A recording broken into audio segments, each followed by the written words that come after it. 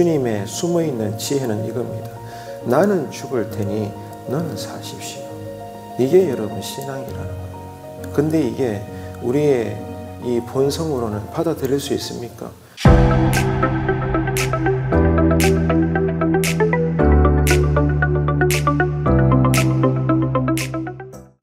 아무도 자신을 속이지 말라. 너희 중에 누구든지 이 세상에서 지혜 있는 줄로 생각하거든 어리석은 자가 되라. 그리하여야 지혜로운 자가 되리라. 아멘. 고린도 교회는 분쟁이 많은 교회였습니다. 그 당시에 사람들이 볼 때는 큰 교회였고 또 아름답게 지어졌던 교회였습니다. 성도들도 많았고 예산도 풍성했고 주변에 있는 작은 교회들이 부러워하고 흠모할 만한 그런 좋은 조직적으로 왕성한 교회였습니다. 그런데 안타까운 것은 분쟁이 많았다는 것입니다. 왜 조직적으로 풍성하고 크고 또 아름다운 그런 교회였는데 교회 안의 성도들 사이에 그런 분쟁이 많았던 것일까요? 여기에 대해서 사도 바울은 한마디로 이렇게 이야기를 합니다. 성도들 사이에 영적인 교만이 많았다는 겁니다. 교만이 있으니까 하나가 되지 못하는 거죠. 서로가 잘났다고 생각하는데 어떻게 분쟁이 생기지 않을 수가 있겠습니까? 영적인 교만에서 비롯된 것임을 사도 바울은 언급을 합니다. 왜 분쟁이 생길까요? 여러분 생각을 해보십시오. 어느 교회나 어떤 공동체나 조직이든지 간에 갈등이 있고 분쟁이 생긴다는 것은 이유는 하나밖에 없습니다. 자기가 잘났기 때문이죠. 자기 스스로가 지혜롭다고 생각을 하기 때문입니다. 그 말은 남은 틀렸고 내 생각과 판단과 행동은 옳다 이렇게 여기기 때문에 하나가 결코 될 수 없는 것이고 분쟁이 생길 수밖에 없는 것입니다. 그래서 분쟁하는 모두는 한결같이 자신은 옳고 다른 사람은 틀렸으니까 자신들이 교회를 다스려야 된다라고 여겼습니다.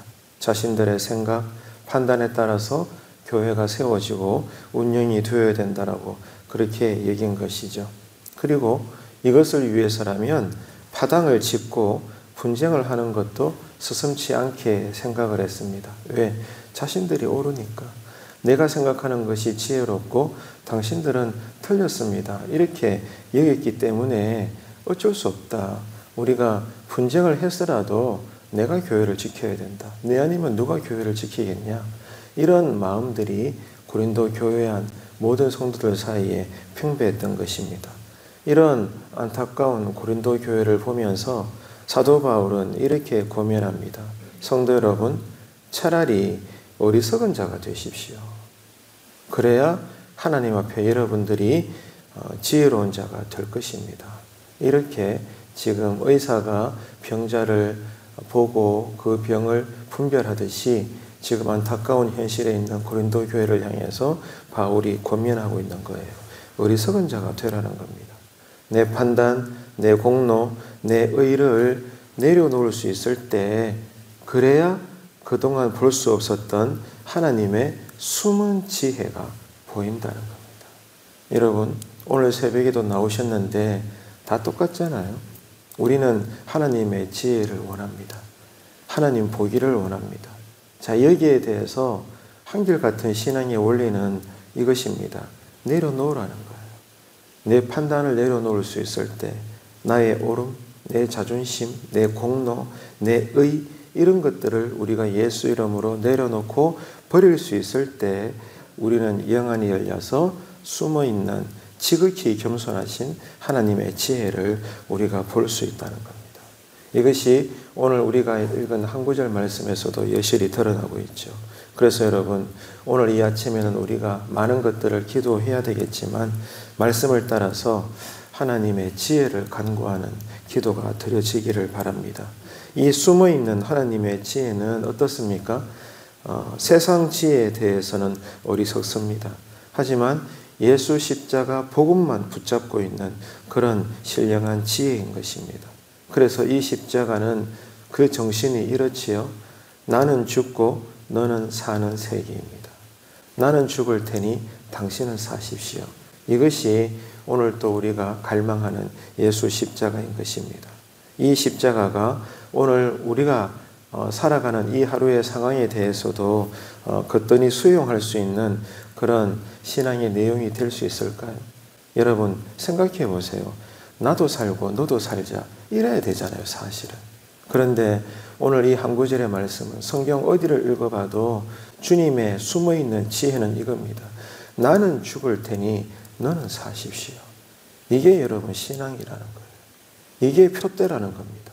이게 우리를 향하신 하나님의 뜻이고 이렇게 살라고 오늘 또 성경은 우리에게 외치고 있는 겁니다. 근데 이게 우리의 이 본성으로는 받아들일 수 있습니까? 아니, 내가 죽는데 무슨 여러분 가치나 이유가 존재하겠습니까? 내가 살아야, 내가 중심에 서 있어야 모든 것들이 의미가 있지 않을까요? 그런데 십자가는 우리에게 이렇게 말씀합니다. 나는 죽고 너는 살고. 왜? 주님께서 죽으셨기 때문에 우리가 산 것처럼 오늘 또 여러분 성경은 예수복음 우리에게 이 정신을 말씀해 주고 있는 거예요. 고린도 교회의 이 역설의 은혜, 역설의 외침인 이 십자가가 올바로 세워져 있었다면 어찌 파당과 분쟁이 있는 그런 교회가 될 수가 있었겠습니까? 마찬가지입니다. 오늘 우리 가정은 어떨까요? 우리 일터와 거무지는 어떻습니까? 우리 교회는 지금 건강한 것일까요? 우리 모두가 자기 자리에서 내가 짊어져야 될 십자가는 바로 세워져 있는 것인지 오늘 이 고린도전서 한 구절 말씀을 통해서도 우리는 기도할 수가 있는 겁니다.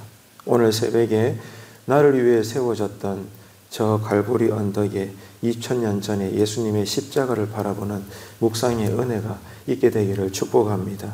그리고 나도 가정을 위해서, 교회라는 공동체를 위해서 나의 십자가를 오늘 또 이 하루 속에 잘 세워져 있는 것인지, 그리고 나의 등에 나의 십자가를 짊어매고 나를 위해 십자가에서 죽으셨던 나보다 먼저 걸어가고 계시는 그 예수님을 뒤따라 오늘 또 우리가 걸어갈 수 있는 그런 예수 제자된 신앙으로 이 하루를 살 수 있게 되기를 축복합니다.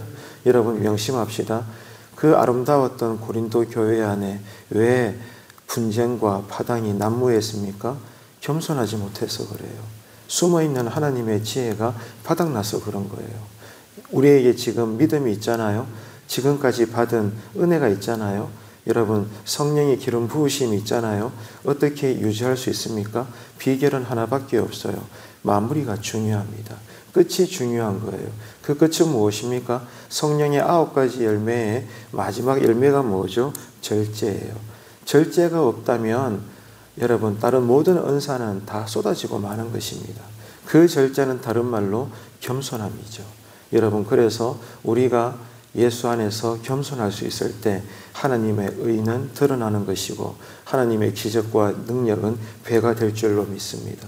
그래서 내려놓는다는 것, 나의 의와 오름과 감정과 자존심과 모든 방법들을 때마다 내려놓고 하나님의 방법이 드러나게 하심으로써 내가 아닌 하나님께서 일하시는 내 가정이 되고 일터가 되고 교회가 될 수 있을 때, 또 우리 사이에 그런 신령한 역사가 될 수 있을 때 오늘 또 어려운 시대지만 하나님 나라의 삶은 왕성하게 일어날 줄로 믿습니다.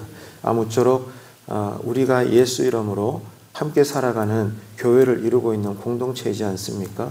여러분 우리가 늘 오늘 또 성령으로 충만해서 주님 안에서 겸손합시다.